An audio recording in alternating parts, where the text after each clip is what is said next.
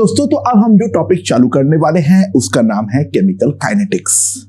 ठीक है, तो केमिकल काइनेटिक्स के टॉपिक में हमारा मेन जो मुद्दा है वो क्या है? हम कोई एक रिएक्शन का जो रेट है और वो सारे रेट जिस फैक्टर्स पे डिपेंड करता है उन रेट का चर्चा करेंगे और उन सारे फैक्टर्स जो हमारा रेट को डिटरमाइन करेगा या गवर्न करेगा उसका चर्चाएं हम यहां पर करने वाले हैं ये वाले चैप्टर के अंदर। ठीक है, तो सबसे पहले ये एक इंपॉर्टेंट बात जो है वो हम समझ लेते हैं कि इस चैप्टर में हम करने वाले क्या हैं। ध्यान दो, in thermodynamics we have dealt with the feasibility of the reaction, यानी delta G less than zero या delta S universe greater than zero, और we have talked about the extent of reaction that is in the chemical equilibrium that is also a part of thermodynamics। तो thermodynamics में हम कोई एक reaction का feasibility के बारे में बात करते हैं या फिर उसका एक्सटेंट के बारे में बात करते हैं, क्या वो कम होगा ज्यादा होगा, इन सारी चीजों को लेकर हम चर्चा करते हैं। नाउ केमिकल काइनेटिक्स में जो है हम एकदम माइक्रोस्कोपिक यानी मॉलिक्यूलर लेवल पे उतर आते हैं। थर्मोडायनामिक्स जहां पे हमारा मैक्रोस्कोपिक यानी बल्क लेवल पे काम करता है। In this chapter we are going to deal in the microscopic और द मॉलिक्यूलर लेवल। ठीक है, सो केमिकल काइनेटिक्स के स्टडी का मेन मुद्दा क्या क्या है? सबसे पहले तो हम रेट डिटरमाइन करेंगे कोई एक रिएक्शन का और फैक्टर्स देखेंगे। दूसरा, predicting the conditions for maintaining the reaction rate, यानी कोई रिएक्शन अगर स्लो है तो उसको हम फास्ट किस तरीके से कर सकते हैं उसके बारे में हम चर्चा करेंगे। We will determine the yield of the product in the certain interval of time, कोई पर्टिकुलर टाइम पे कितना प्रोडक्ट हमारा बनेगा उसके बारे में चर्चाएं करेंगे। हमारा कोई एक रिएक्शन अगर कंप्लीट होगा तो कंप्लीट होने के लिए कितना टाइम है उसके बारे में चर्चा करेंगे, या हम कोई एक रिएक्शन का मैकेनिज्म को देखने के बारे में सोचेंगे। ठीक है, अच्छा, रिएक्शन रेट के ऊपर बेस करते हुए हमारा जो रिएक्शंस होते हैं वो तीन टाइप के होते हैं। पहला जो है दे आर वेरी फास्ट और द इंस्टेंटेनियस रिएक्शन, वो सारे रिएक्शन जिनका रेट एक्सट्रीमली हाई होता है, जिनको मेजर करना संभव ही नहीं है, रिएजेंट्स को ऐड करने के साथ साथ तुरंत with in the interval of like 10 to the power -10 to 10 to the power -14 second के बीच में ही हमारा रिएक्शन हो जाते हैं। वैसे रिएक्शन हम काइनेटिक्स में डील भी नहीं कर सकते हैं क्योंकि रेट ऑफ रिएक्शन वो इतना ज्यादा हाई होता है। Classic example of precipitation and the neutralization reaction. For example, अगर मैं AgNO3 पे NaCl डालूं तो जैसे ही डालूंगा खट से मुझे AgCl का व्हाइट प्रेसिपिटेट मिलेगा एंड हमें जरा सा भी टाइम नहीं मिलेगा उस रिएक्शन का रेट को स्टडी करने के लिए। या फिर NaOH और HCl को अगर मैं साथ पे ऐड करूंगा तो वो तुरंत टाइट्रेट होके NaCl और वाटर हमें देने वाला है, वहां पर भी हम कुछ भी डीलिंग नहीं कर सकते हैं। तो ये सबसे पहली बात जो है वो हमें समझ में आ जाना जरूरी है। ठीक है, दूसरा जो है जो हमारा मेन काम का है, they are called the moderate reactions. ये जो हमारा रिएक्शंस है they proceed with a measurable speed at the normal temperature condition. इन सारे रिएक्शंस में होते क्या है, जो रिएक्टेंट्स में बहुत सारे बॉन्ड हमें तोड़ना होता है और प्रोडक्ट जब बनते हैं तो बहुत सारे बॉन्ड हमारे वापस बनता है और ये तोड़ने बनने में हमारा सफिशिएंट टाइम लगता है। ये सारे रिएक्शंस मॉलिक्यूलर टाइप की होती है। क्लासिक एग्जांपल H2O2 का decomposition to H2O and water, या N2O5 का decomposition to NO2 and O2, या NO एंड Cl2 का combination to give you NOCl2। बहुत सारे एग्जांपल्स हैं जिसको हम धीरे धीरे केमिकल काइनेटिक्स में स्टडी करेंगे। हमारा जो स्टडी रहेगा वो तो हमारा मॉडरेट रिएक्शन का ही रहने वाला है। And third is the very slow reaction, यानी वो सारे रिएक्शन जो एक्सट्रीमली स्लोली हमारा प्रोसीड करता है, वो रेट इतना ज्यादा स्लो होता है जिसको मेजर करना संभव ही नहीं होता है। प्रैक्टिकली वो सारे रिएक्शन होने में कहीं महीने लग जाते हैं, जो कि हमें कोई एप्रिशिएबल अमाउंट ऑफ चेंज मिल भी पाए। ये सारे रिएक्शन भी हमारा काम का नहीं है और इनके बारे में भी हम एज सच कोई भी चर्चाएं नहीं करते हैं। ठीक है, एग्जाम्पल रस्टिंग ऑफ आयरन। ठीक है, for example Fe2O3 plus XH2O हमें एक ब्राउन कलर का रस्ट देता है हमें, या फिर नॉर्मल टेम्परेचर पे, रूम टेम्परेचर पे H2 और O2 का combination without the presence of any catalyst, या फिर लेड पेंटिंग का ब्लैकनिंग होना in the presence of atmospheric H2S via formation of lead sulphide. They are extremely slow process and वो भी हम केमिकल काइनेटिक्स के इस चैप्टर में डील नहीं करने वाले हैं। So these are the basic theory जो हम करने वाले क्या है इस चैप्टर में, उसका एक बेसिक आइडिया जो है वो मैं तुम लोगों को दे चुका हूं। हाँ, रिएक्शंस का स्पीड जो है वो हम कंडीशन बदल के आसानी से कर सकते हैं, बदल सकते हैं। फॉर एग्जांपल कार्बन मोनोऑक्साइड और हाइड्रोजन के रिएक्शन में मिथाइल अल्कोहल का बनना, CH3OH का बनना रूम टेम्परेचर में एक्सट्रीमली स्लो प्रोसेस है। लेकिन अगर मैं टेम्परेचर को 400 डिग्री सेल्सियस बना दूं, keeping the pressure at 300 atm in the presence of catalyst zinc oxide and Cr2O3, that reaction speeds up to a very appreciable amount। तो catalyst वगैरह का इफेक्ट भी हम टाइम के साथ डेफिनेटली देखने वाले हैं। ठीक है, अच्छा, सो सवाल ये है, what is meant by the rate of reaction? It is basically the change of concentration of reactant or product per unit time। दो रेट के बारे में हम बात करेंगे, the average rate of change and दूसरा जो है वो है हमारा इंस्टेंटेनियस रेट ऑफ चेंज। जो एवरेज रेट ऑफ चेंज है that is plus minus delta C by delta T and the instantaneous rate of change is plus minus DC by dt। तो please take the screenshot to make the proper notes. और अब जो है हम proper chemical kinetics की ओर आगे बढ़ते हैं। Let's see. ओके दोस्तों, तो अब हम लोग डिफाइन करेंगे रेट ऑफ अपीयरेंस और डिसअपीयरेंस। तो consider a reaction AA plus BB gives you CC plus DD। A and B are reactants, C and D are products। A, B, C, D are stoichiometric coefficients। ठीक है, A and B obvious सी बात है हमारा consume हो रहा है, और C और D जो है वो हमारा प्रोड्यूस हो रहा है। ठीक है, राइट। अच्छा, अब यहां पर एक इंपॉर्टेंट चीज जो है उस पर ध्यान दो। नाउ हम पहले डिफाइन करेंगे the rate of reaction of A or the rate of disappearance of A। The rate of reaction of A or the rate of disappearance of A, यानी जिस रेट से हमारा A जो है वो डिसअपीयर हो रहा है, ठीक है, या फिर हम उसको A का रिएक्शन रेट भी बोलते हैं। अच्छा, ऑब्वियस सी बात है A क्योंकि हमारा कंज्यूम हो रहा है तो टाइम के रेस्पेक्ट पे उसका जो चेंज होगा that is going to be negative. तो इसका जो मेरा एवरेज रेट आएगा, that average rate will be given as minus delta concentration of A by delta T। अच्छा, जरूरी नहीं है कंसेंट्रेशन के टर्म्स में लिखें, गैसियस हो सकता है तो एक्टिव मास को हम प्रेशर के टर्म्स में भी लिख सकते हैं, और minus delta PA by delta T।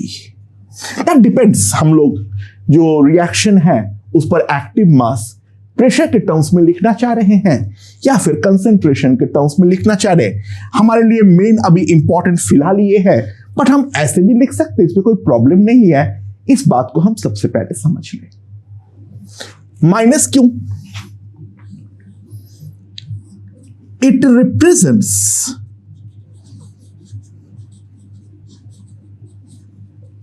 That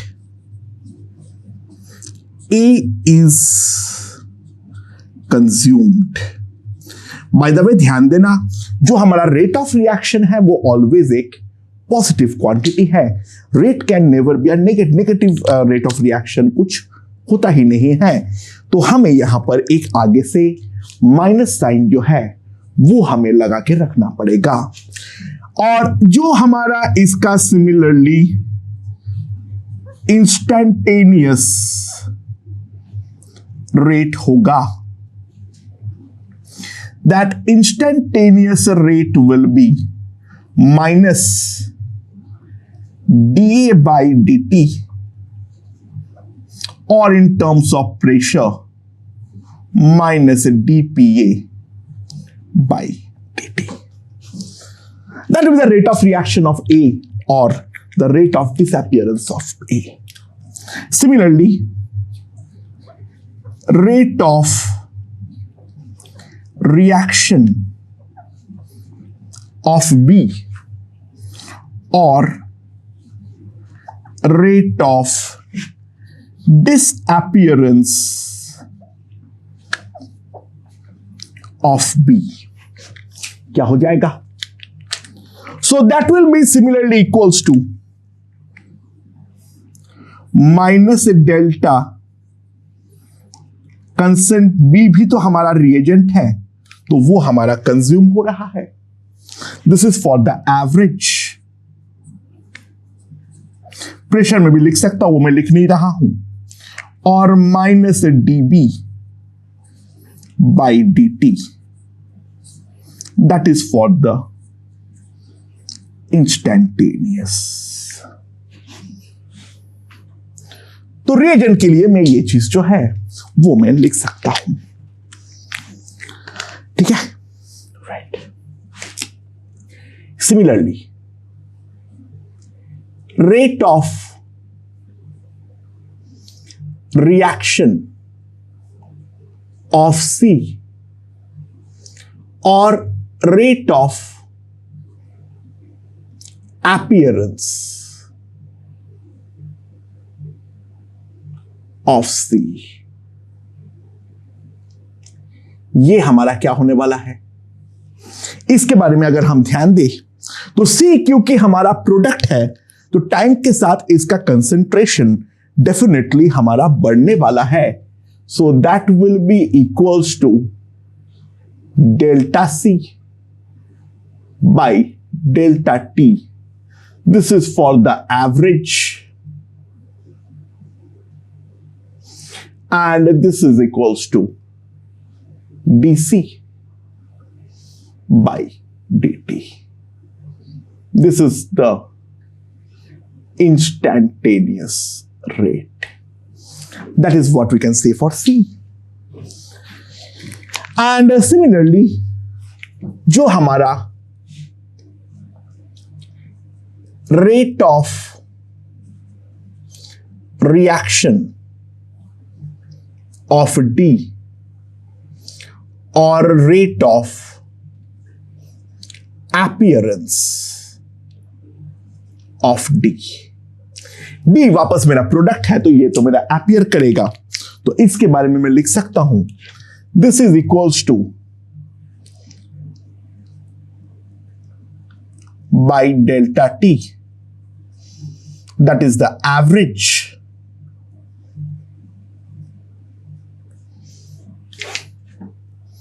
and that can be also written as dd by dt for the instantaneous rate.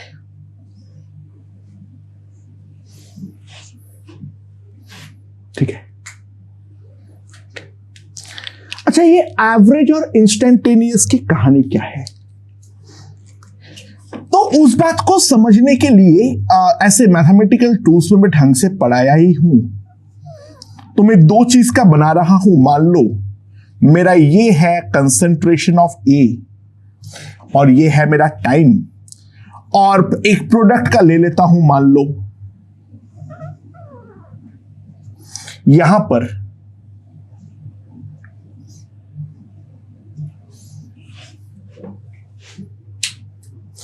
मान लो ए का कंसंट्रेशन जो बदल रहा है वो मेरा कुछ इस तरीके से बदल रहा है। ठीक है, मान लो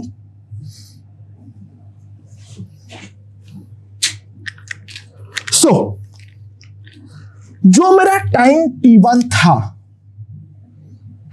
जो मेरा टाइम मान लो मेरा यहां पर t1 है, तो वहां पर जो कंसंट्रेशन ऑफ ए है वो है मेरा A1, और यहां पर जो मेरा टाइम है t2, इसके दौरान जो कंसंट्रेशन है वो है मेरा A2। मैंने इन दोनों एंड पॉइंट को जोड़ता हुआ एक सेकंड जो है वो मैं बना देता हूं, और सेकंड इसके साथ जो एंगल बनाता है मान लो वो है थीटा।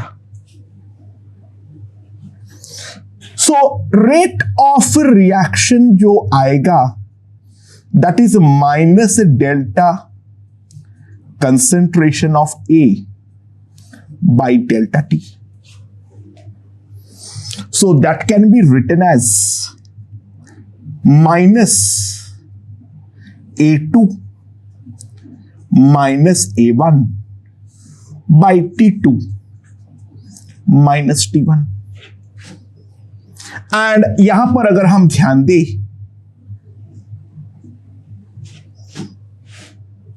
ये भी तो हमारा थीटा है, और ये चीज का जो वैल्यू है वही तो हमारा, ये अगर सॉरी मतलब ये थीटा नहीं है, सॉरी, ये भी हमारा थीटा है, तो ये हमारा 180 माइनस थीटा है।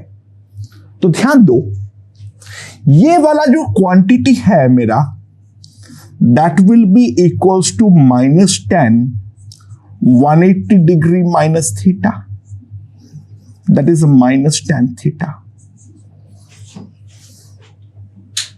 तो जो हमारा in the case of reagent जो हमारा रेट ऑफ रिएक्शन हुआ that is equals to negative of slope of second.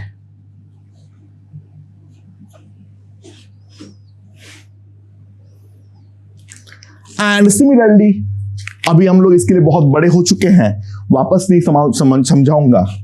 For instantaneous rate it will be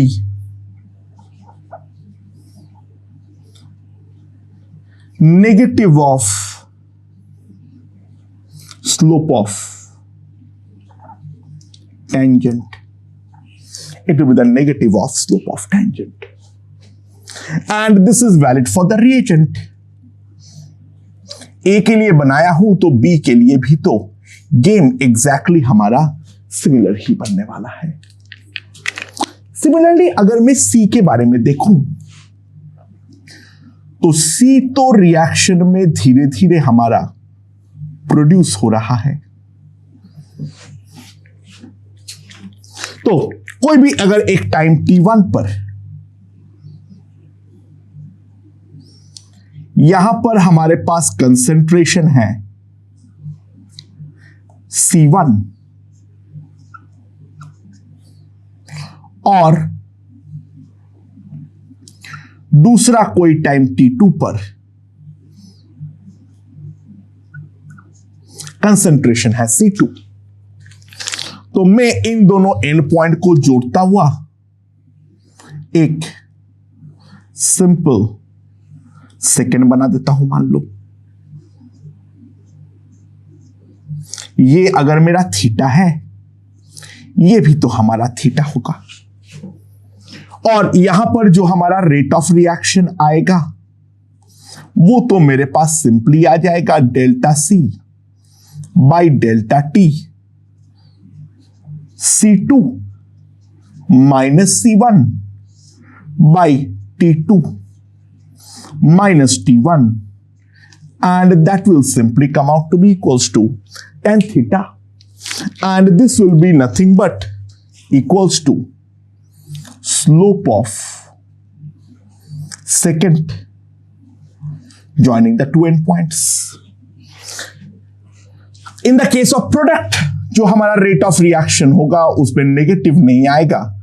बहुत सिंपल बात है, रेट ऑफ रिएक्शन को तो हमें पॉजिटिव बनाना है, तो स्लोप ऑफ टेंजेंट अगर हमारा या सेकंड हमारा नेगेटिव आए तो एक आगे माइनस हम एक्स्ट्रा लगा देंगे, अदरवाइज जो है वहां पर हमारा अगर पॉजिटिव आता है तो वही हमारा आने वाला है।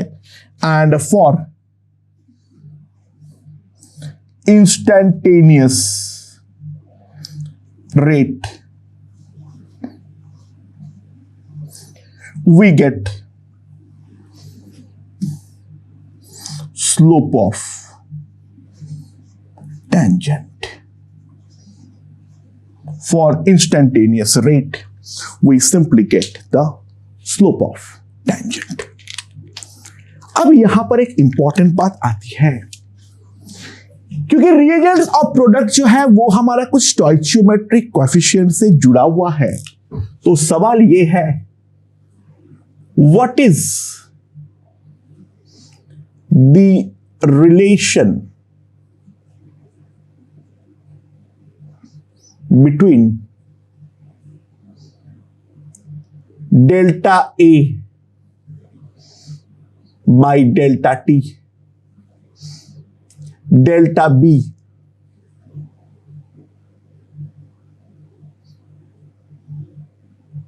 by delta T,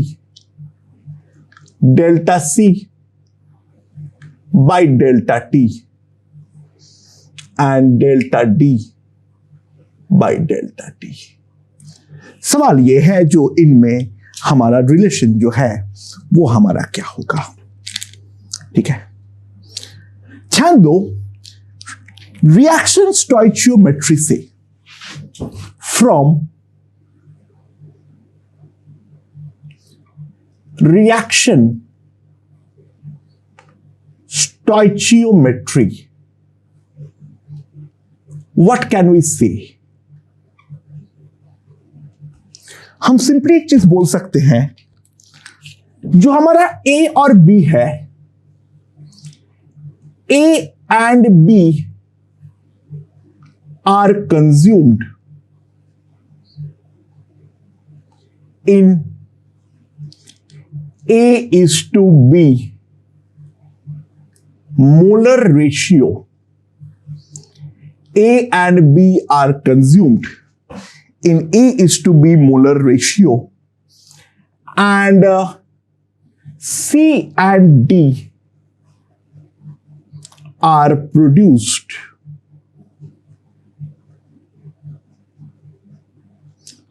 in C:D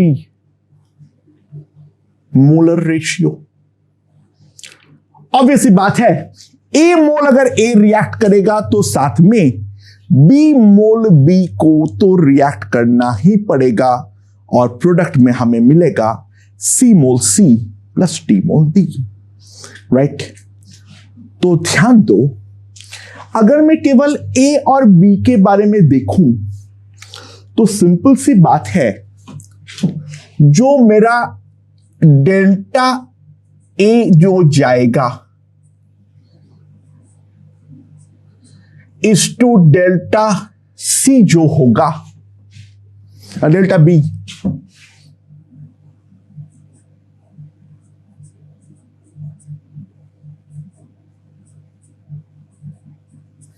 obviously इन दोनों पे मैं मॉड लगाऊंगा क्योंकि ये तो हमारा नेगेटिव होगा। Now they will appear in the ratio of A:B:C:D।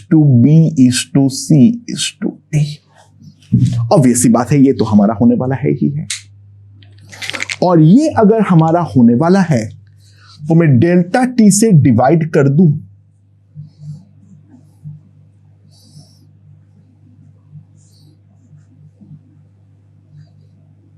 ठीक है।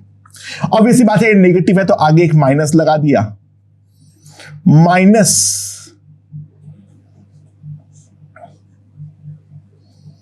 Is to,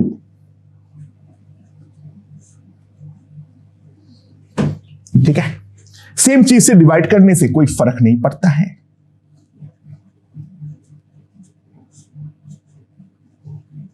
that will B also in the same ratio.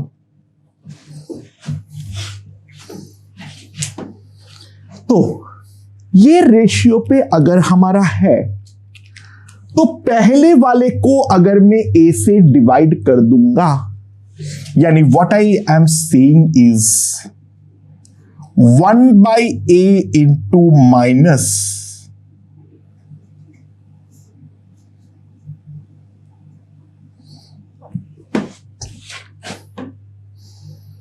तो ये मेरा 1 हो जाएगा।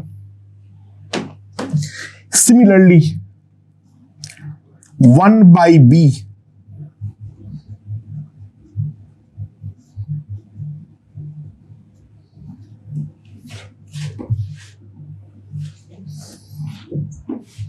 similarly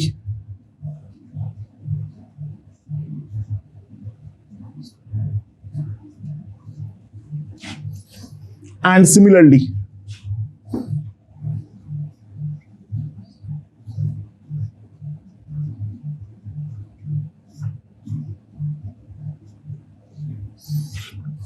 ये मेरा सारे 1:1:1 हो जाएगा। यानी ऑब्वियस सी बात है मैं ये चीज लिख सकता हूं या नहीं।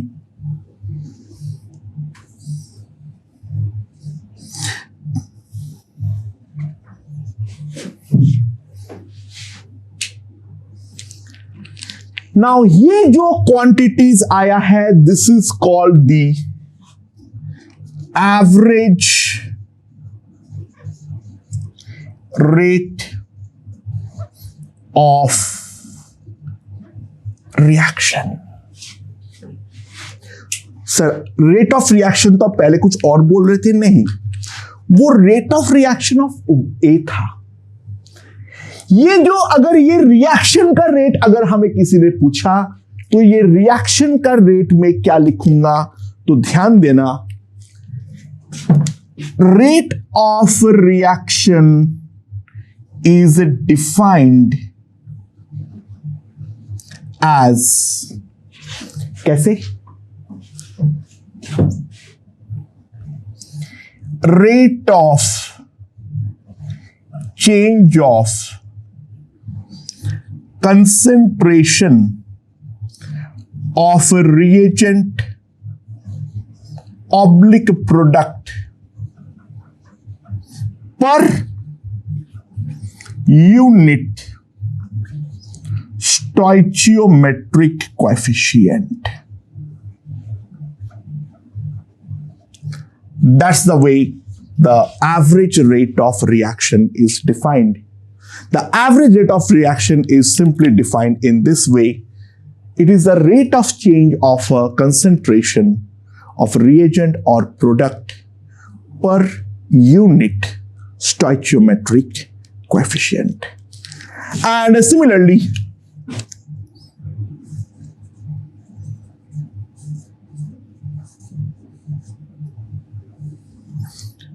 one by A minus sign में dA by dt minus 1/b dB by dt, that will be equals to 1/c dC by dt 1/d dd by dt। ये भी हम लिख सकते हैं। And this one is will be called the instantaneous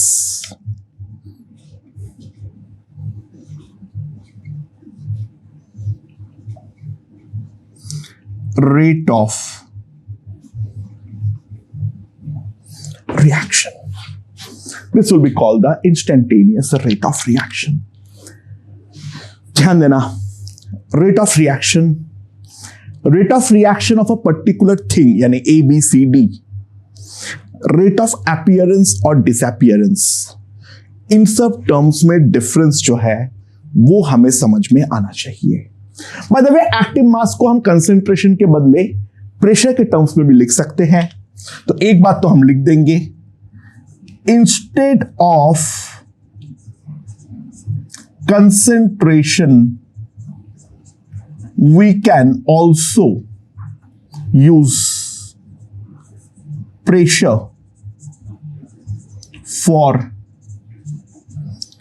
gaseous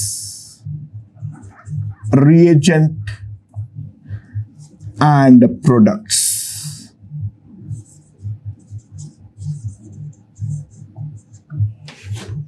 ठीक है. और इसके अलावा और एक बहुत ही ज्यादा इंपॉर्टेंट चीज है,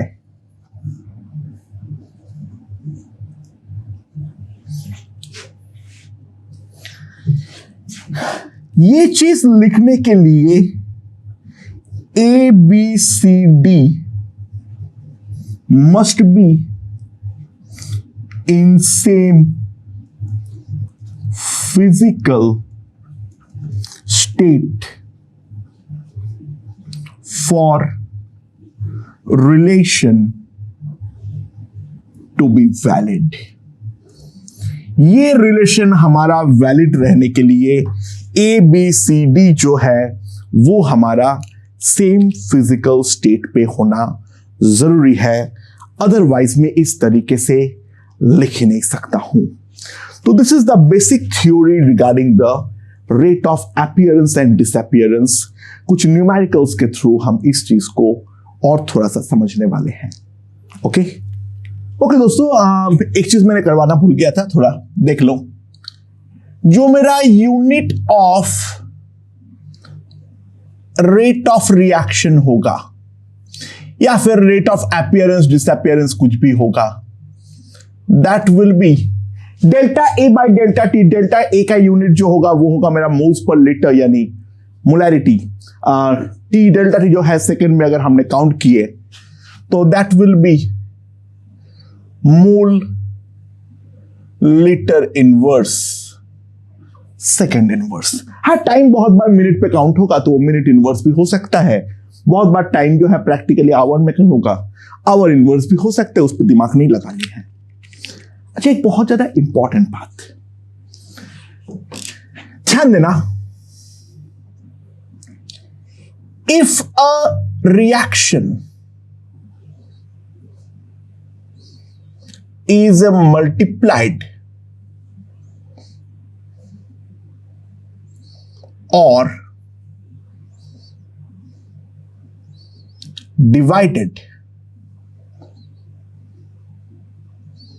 by a number, कोई एक नंबर से मैं मल्टीप्लाई या फिर डिवाइड कर रहा हूं, its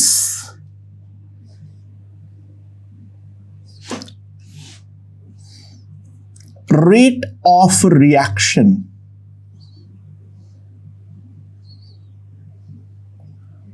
will alter. अगर मैं कोई एक रिएक्शन पे कोई एक नंबर से मल्टीप्लाई या डिवाइड कर रहा हूं तो रेट ऑफ रिएक्शन हमारा ऑल्टर करेगा. But rate of appearance oblique disappearance of a particular reagent or product will not change.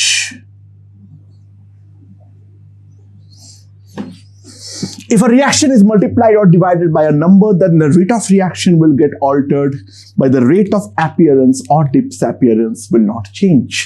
For simple example, मान लो 2a plus b gives you c. इसका rate of reaction हमें दे रखा है 2 into 10 to the power minus 3 molar second inverse. ठीक है, तो rate of disappearance of ए कितना होगा? Look, half into D A by D T जो था वो मेरा ये था. तो रेट ऑफ डिसअपियरेंस ऑफ ए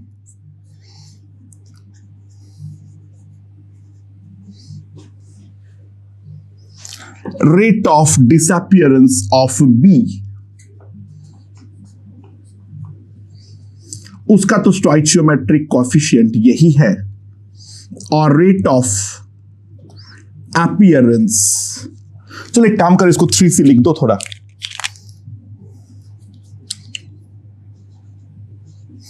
तो rate of appearance of C, वहां पे तो मेरे पास 1/3 आया था रेट ऑफ रिएक्शन में, तो सिंपली होगा 6 into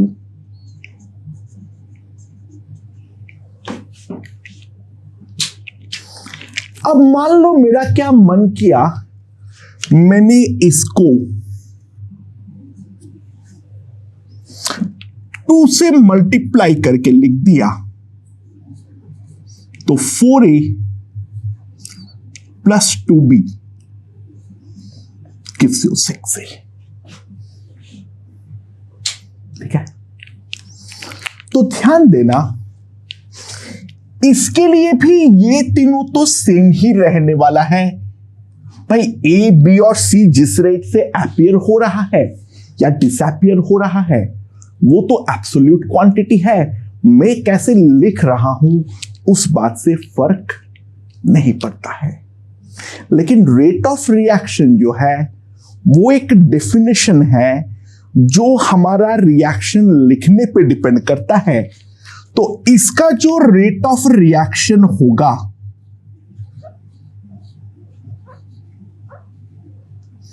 that will B -1/4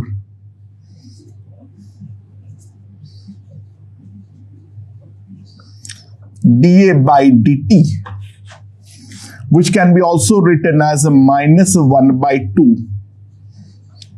dB by dt. That will be 1/6 into dC by dt. And if we put any of the values, this will come out to be equals to 10 to the power -3. ठीक है, so if multiplied by x, अगर मैं x से multiply करूंगा तो rate of reaction becomes 1/6 time 1/x times. ये एक important फंडा है जो हमें पता होनी चाहिए. ठीक है, ये एक इंपॉर्टेंट कॉन्सेप्ट था जो मेरे से मिस हो गया था, वो यहां पर देख लो. चलो, now let's move on to some questions. Okay दोस्तों, तो पहला क्वेश्चन क्या दिया हुआ है? N2 + 3H2 gives me 2 ammonia. The rate of appearance of ammonia is given. Then we have to find the rate of disappearance of N2H2 and also the rate of reaction. तो किस तरीके से हम आगे बढ़ेंगे इसके बारे में देखते हैं. ध्यान दो, माइंड यहां पर जो रिएक्शन दिया हुआ है तो -d N2 by dt -1/3 H2 by dt. that is equals to half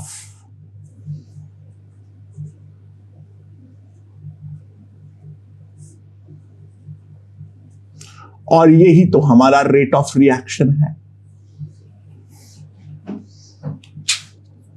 ठीक है, सो रेट ऑफ रिएक्शन हमारे पास डायरेक्टली आ जाएगा, that will be equals to half into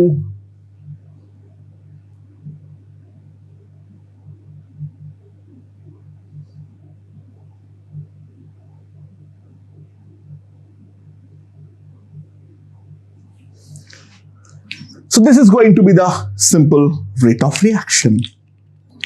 ठीक है, क्योंकि d of NH3/dt जो है वो हमें दिया हुआ है ऑलरेडी, यही तो हमारा रेट ऑफ अपीयरेंस है। This quantity is nothing but the rate of appearance of ammonia. This is given, so rate of reaction उसका आधा होगा। So rate of disappearance of N2, इसका स्टोइकियोमेट्रिक कोएफिशिएंट 1 है, तो इसका रेट ऑफ रिएक्शन ही आने वाला है। तो ये तो मेरे पास आ जाएगा 10⁻⁻⁴ मोलर सेकेंड इनवर्स, और rate of disappearance of H2 obviously 3 into the rate of reaction आ रहा है, सो दिस इज 3 इंटू 10⁻⁻⁴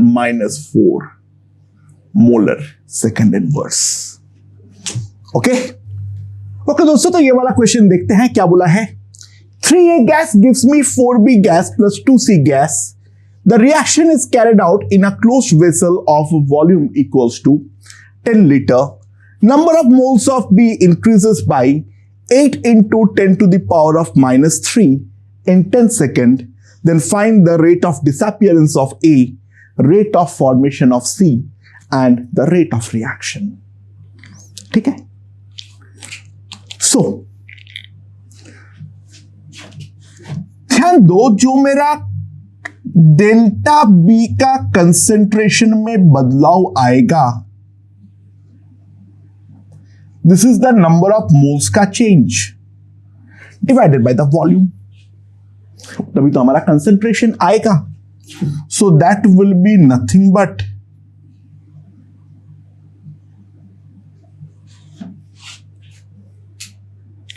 तो हमारे पास यहां से आ जाएगा जो delta B by delta T, ये हमारा 10 सेकेंड में हो रहा है। So that will be simply 8 into 10⁻⁻⁴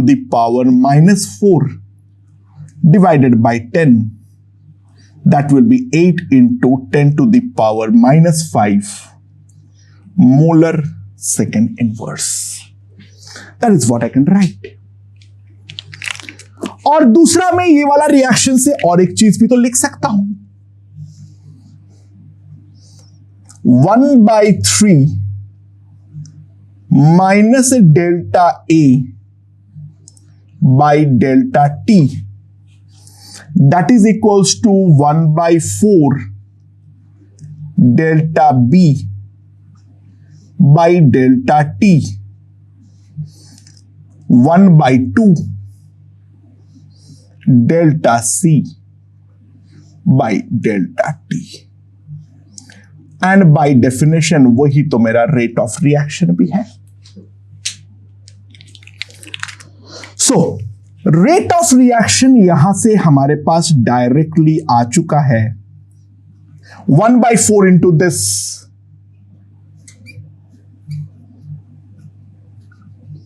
molar second inverse. ठीक है, now rate of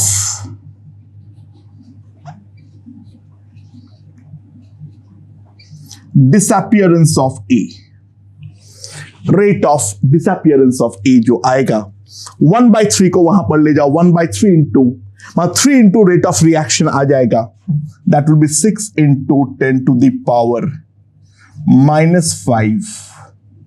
molar second inverse. And similarly यहां पर अगर हम देखें तो रेट ऑफ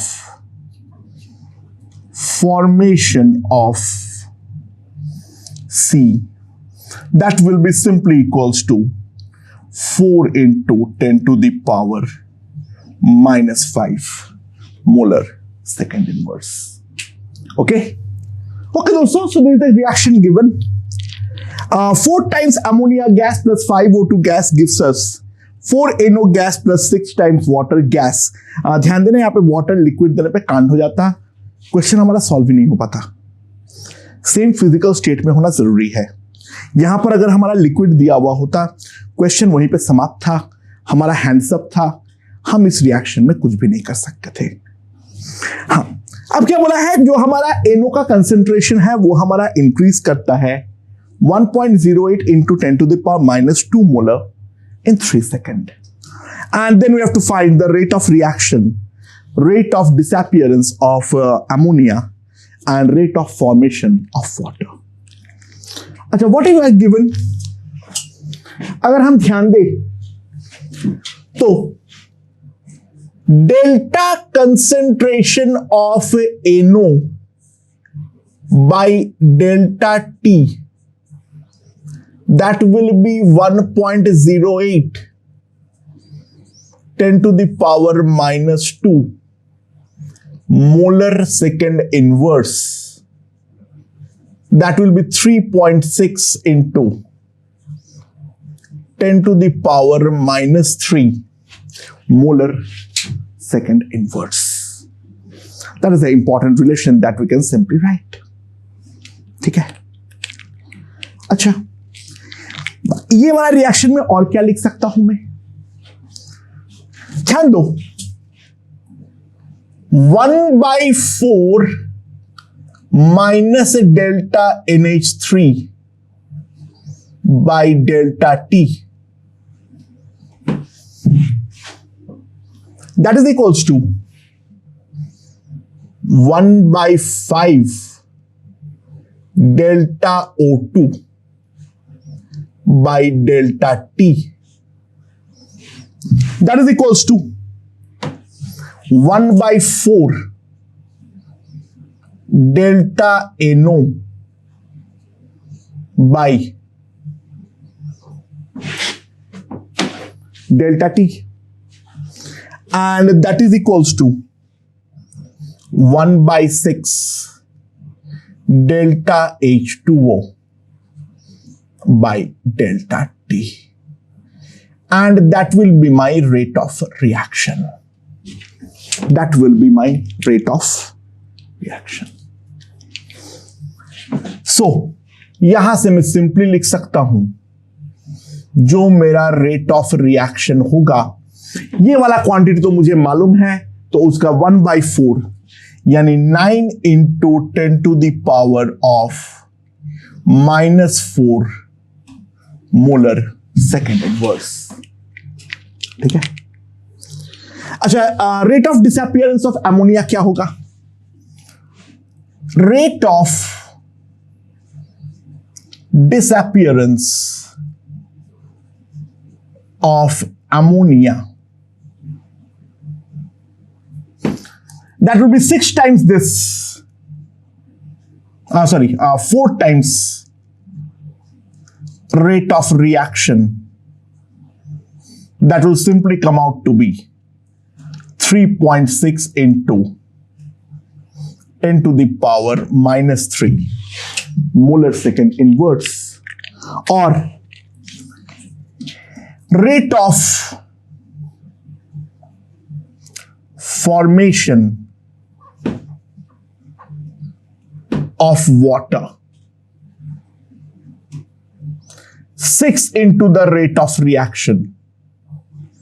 तो सिंपली मेरे पास आ जाएगा 5.4 into 10 to the power minus 3 molar second inverse. तो दोस्तों, रेट ऑफ रिएक्शंस के बारे में एक बेसिक चर्चाएं जो है वो हमने यहां पर समाप्त करते हैं. ओके.